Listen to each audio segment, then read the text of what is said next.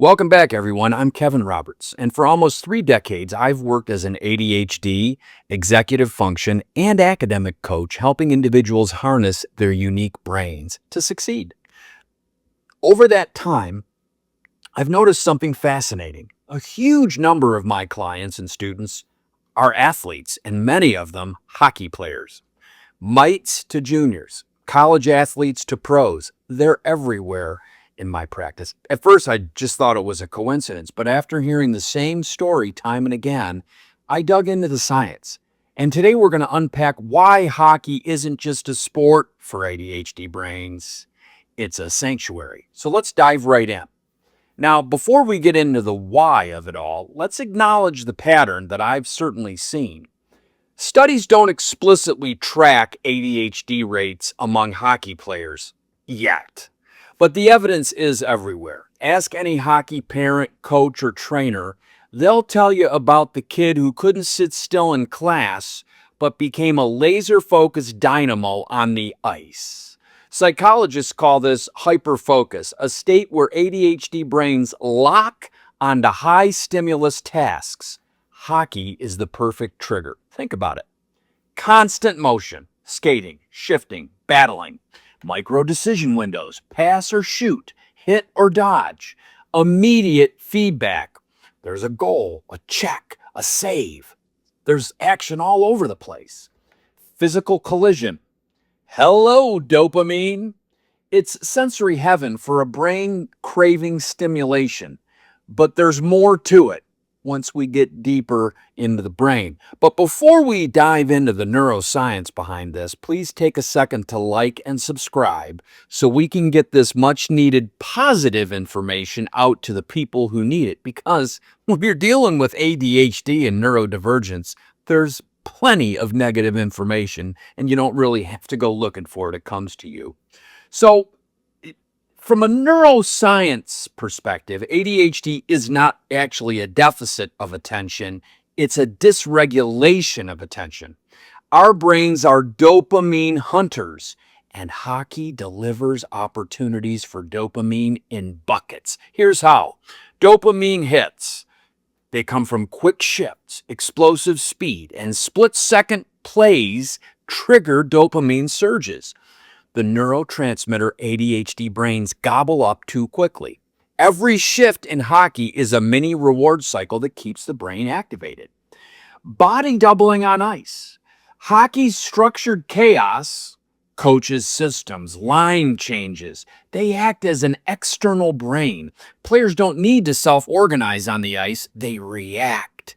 For ADHD brains drowning in open-ended tasks, this is freedom. There's also tactile grounding.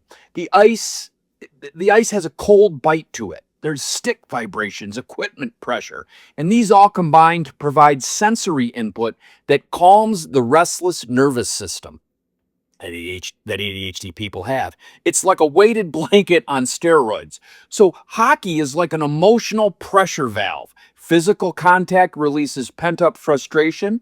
A clean check isn't just strategy, it's catharsis for an overstimulated mind, an outlet. In short, hockey gives the ADHD brain what it craves, structure through motion. Now, society does often frame ADHD as a disorder. That's what the D and the last D means. But on the ice, it's an asset. Let's flip the script.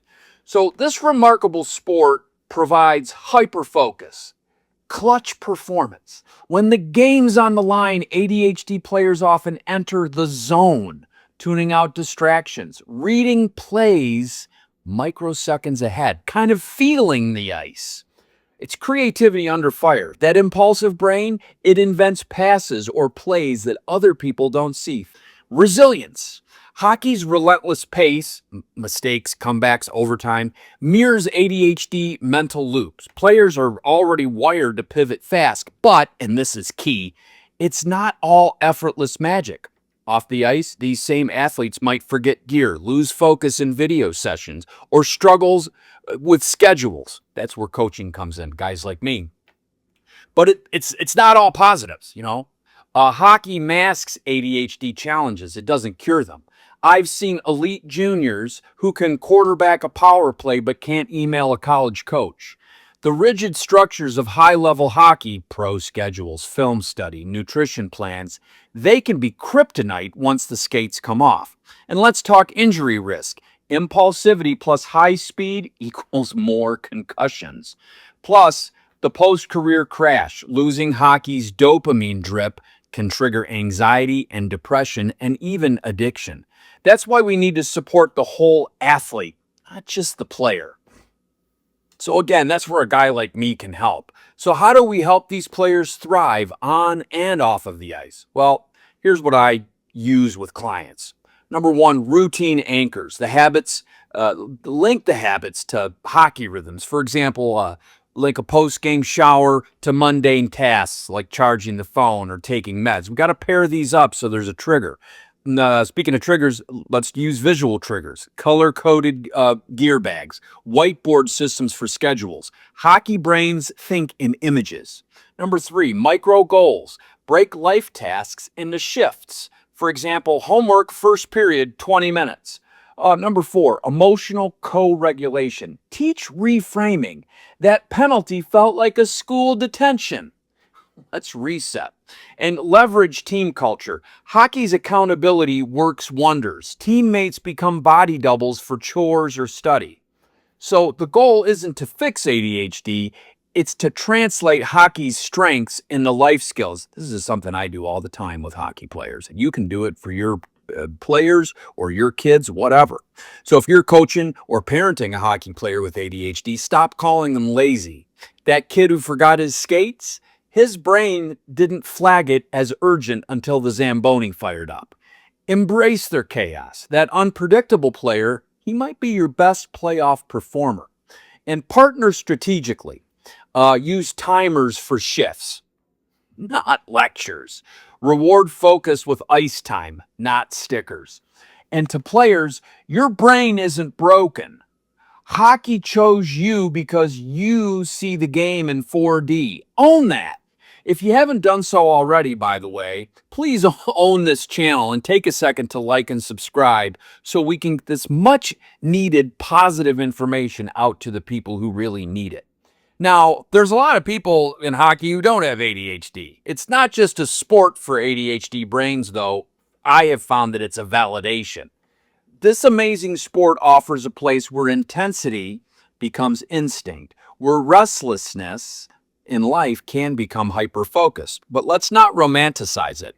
These players need support to carry that magic beyond the rink. So whether you're a player, parent, or coach, understand the brain, leverage the strengths, and build bridges between the ice and everyday life. Because when we do that, that's a hat trick worth celebrating. And until next time, keep skating and keep thriving. And let me just say that I have seen a lot of families with hockey players who are extraordinary, and I've seen them let go of school, let go of a lot of aspects of life in pursuit of this goal towards making them incredible hockey players, hoping maybe they'll go pro and everything will sort itself out.